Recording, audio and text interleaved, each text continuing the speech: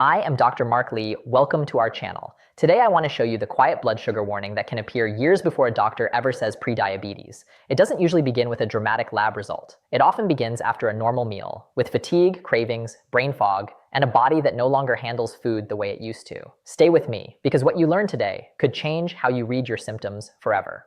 CDC. What if the first true warning sign of blood sugar trouble is not found in a clinic, but at your kitchen table? What if it happens at 2:30 in the afternoon, after a breakfast that looked healthy or a lunch that seemed harmless? When your eyelids get heavy, your mind slows down, and suddenly you are searching for coffee, crackers, or something sweet even though you just ate. Most people brush that off. They say it is age, they say it is stress, they say it is poor sleep or a busy week. And yes, sometimes it is. But here's the shocking part. Sometimes that crash is your body whispering years before a doctor ever uses the word prediabetes. And the truth is, prediabetes is famously quiet. The CDC says you can have it for years with no clear symptoms. And more than 8 in 10 adults with prediabetes do not know they have it. That is exactly why this matters. When the numbers stay quiet, the body often speaks first. CDC. So today, I am going to give you 3 things. First, the hidden warning that many adults over 50 miss. Second, the real reason it shows up so early. And third, the practical steps that can help you steady blood sugar before fear, panic, and extreme dieting take over. And wait for it, because near the end, I am going to show you the simple 7-day test you can do at home. Not to diagnose yourself, but to walk into your next appointment with evidence your doctor cannot ignore. Let me introduce you to someone I will call Linda. Linda is 68. She is not reckless with food. She is not drinking soda all day. She is doing what millions of people do because it sounds reasonable.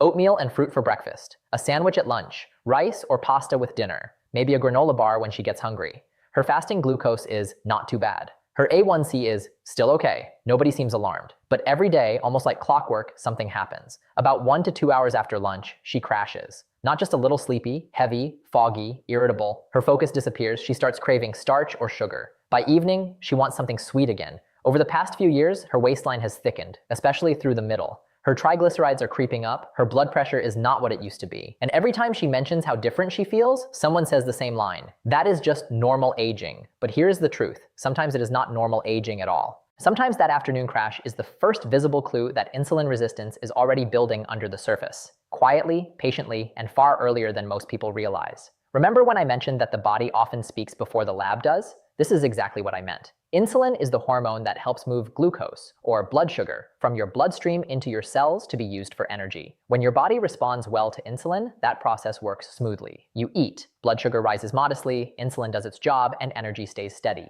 But when the cells start responding poorly, the story changes. Your pancreas has to make more insulin just to keep blood sugar under control. For a while, that extra effort can keep your lab work looking almost normal. That is what makes early trouble so sneaky. The body is working harder, but the standard numbers may not fully show the strain yet. The CDC describes prediabetes this way. The cells do not respond normally to insulin, so the pancreas makes more and more to compensate until blood sugar starts rising. CDC. This is why so many people miss the earliest stage. An A1C is useful, but it is an average of roughly the past 3 months. A fasting glucose is useful, but it is one single snapshot, usually taken after an overnight fast. Those tests matter. I want to be very clear about that, but an average can hide spikes, and a snapshot can miss the whole movie. CDC ed. And the movie often starts after meals. Doctors call it post-meal or postprandial blood sugar. Same meaning. What happens to your glucose after you eat? In the early stages of metabolic dysfunction, that is often where the first cracks begin to show. Not necessarily in a dramatic diabetic range, but in unstable swings, exaggerated rises, and the symptoms that follow them. So what does that feel like in real life? You eat cereal, toast, pancakes, muffins, juice, white rice, a big baked potato, crackers, or a large bowl of pasta. At first, you may feel fine. Then you get the wave. Up, then down. You feel sleepy. Your focus slips. You become hungry again too soon. You want caffeine, sugar, or another carb hit just to feel normal. That is the warning. Not a diagnosis, a warning. And you will not believe how often people dismiss it because the meal looked harmless. That is one reason this problem hides so well. The food does not look dramatic. The lab does not look dramatic. But the pattern is telling a story. Now let me give you a powerful distinction. That after-meal slump does not automatically mean your blood sugar has dropped dangerously low. It often means your blood sugar handling has become unstable. Your body is overworking to do a job it used to do gracefully. In plain English, the system is getting less efficient. After 50 and especially after 60, that becomes even more important.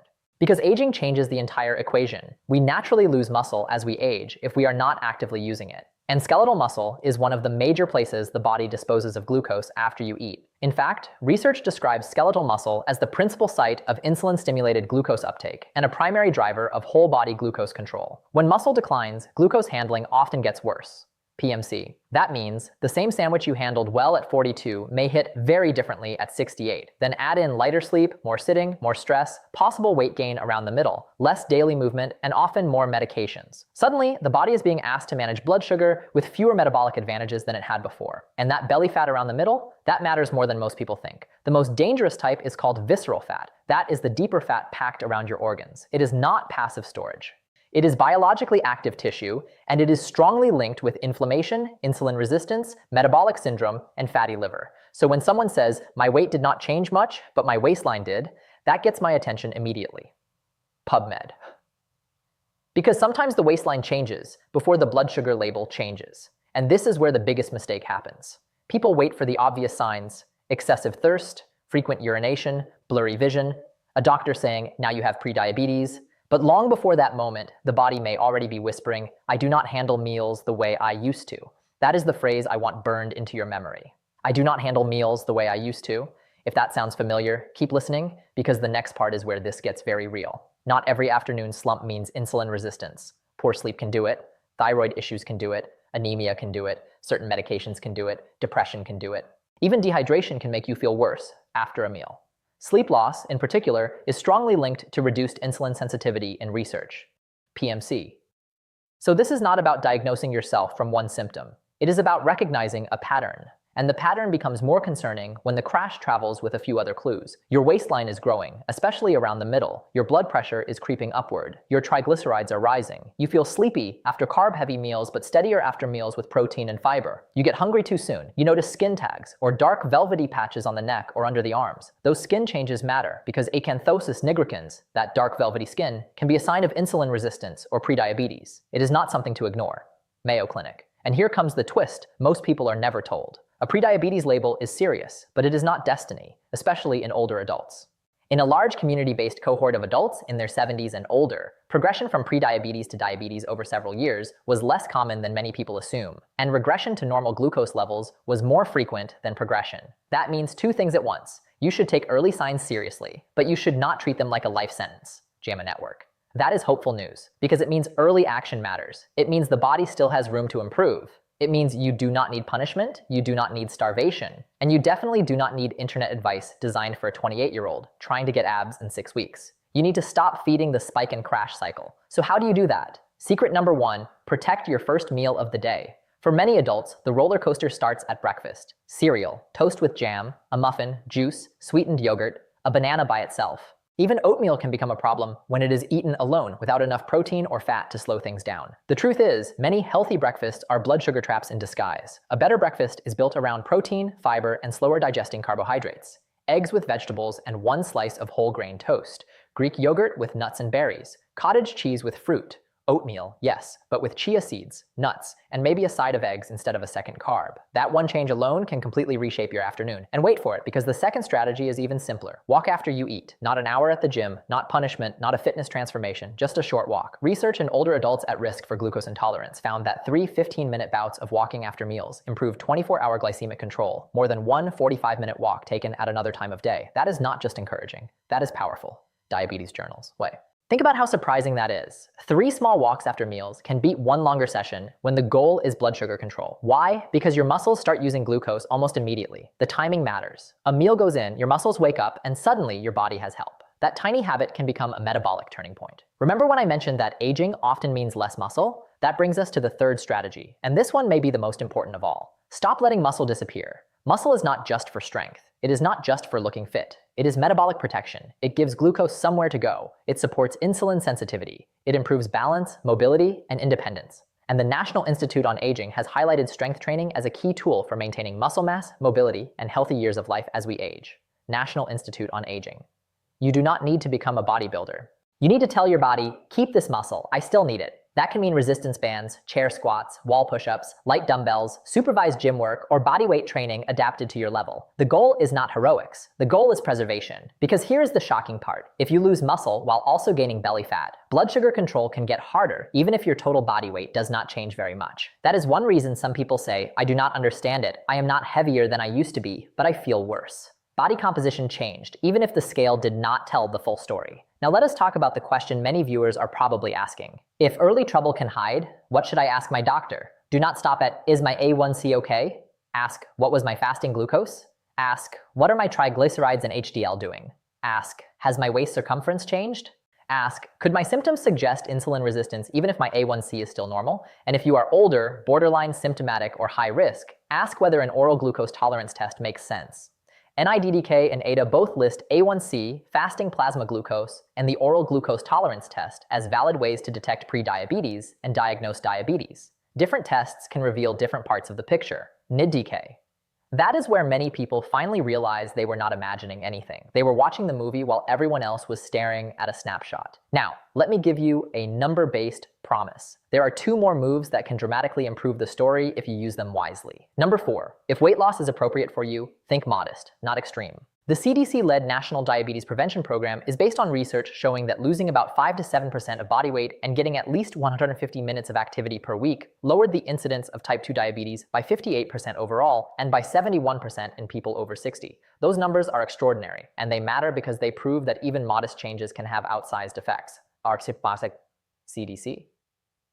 But here is the part many channels get wrong. That does not mean every adult over 60 should chase aggressive weight loss. If you are frail, under-eating, losing muscle, recovering from illness, or dealing with kidney disease, harsh dieting can backfire badly. In older adults, protecting strength and function is not optional. It is central. Your goal is metabolic resilience, not punishment. Number 5, stop fearing all carbohydrates and start understanding them. A plate of beans, vegetables, fish, and a modest serving of rice behaves very differently from a bagel with juice. Lentils behave differently from cookies. Berries behave differently from sweetened cereal. Carbs wrapped in fiber, protein, and real food usually move through the body more slowly and create a steadier response than refined carbohydrates eaten alone. You do not need perfection, you need fewer spikes. And that brings me to one of the biggest pattern interrupts in this whole discussion. Sometimes the most damaging meal is not dessert, it is breakfast. You will not believe how many people spike hardest from the meal they think is the healthiest because it is low fat, high carb, quick, and convenient. That is why so many older adults feel like they are doing everything right and still crashing by early afternoon. The truth is, timing, composition, and pairing matter. Protein matters, fiber matters, movement matters, muscle matters, sleep matters. And yes, stress matters too, because when stress is chronic, the body becomes less metabolically flexible. It is harder to regulate appetite, harder to sleep deeply, and often harder to keep blood sugar steady. This is why the answer is never just one magic food or one miracle supplement. It is the whole pattern. Now I want to circle back to something hopeful, because this is where fear usually tries to enter. The body often responds beautifully when you intervene early. A steadier breakfast, a 10 to 15-minute walk after meals, strength training 2 or 3 times per week, more protein, more fiber, less refined starch by itself. Better sleep, better questions. That may not sound flashy enough for the internet, but it is exactly the kind of shift that can change the trajectory before things get worse. And remember when I mentioned that insulin resistance is bigger than blood sugar alone? This is why. Insulin resistance often travels with high blood pressure, abnormal triglycerides, low HDL, visceral fat, fatty liver, and increased cardiovascular risk. So even if someone says, at least it is not diabetes, that misses the bigger issue. This is also about energy, hunger, inflammation, and how the heart and brain age over time.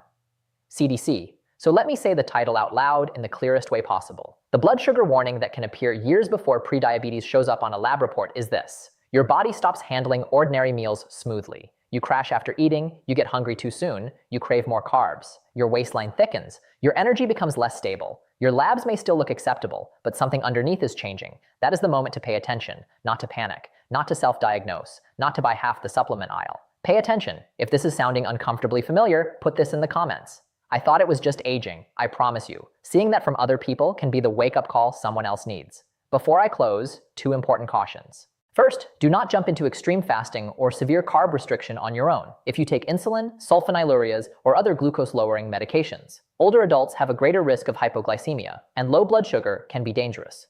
Diabetes journals. Second, do not chase weight loss so aggressively that you lose muscle, stability, and independence. After 60, preserving function is every bit as important as improving labs. And now, here is the promised 7-day test. For the next week, do not track calories. Do not judge yourself. Do not try to be perfect. Just observe what happens 1 to 2 hours after your meals. Were you alert or sleepy? Satisfied or hungry again? Clear-headed or foggy? Calm or craving sugar? Then take that list to your doctor and say, my numbers may look okay, but my body is telling me something. Can we look deeper? That one sentence can change the entire conversation. Because sometimes the most important warning does not arrive as a diagnosis. It arrives as a pattern you have been living with for months, maybe years, while calling it normal. It may not be normal. It may be early. And early is where your power is. If this opened your eyes, subscribe, because in the next video, I am going to show you the breakfast mistake that causes some of the biggest blood sugar spikes in adults over 60, even when the meal looks healthy.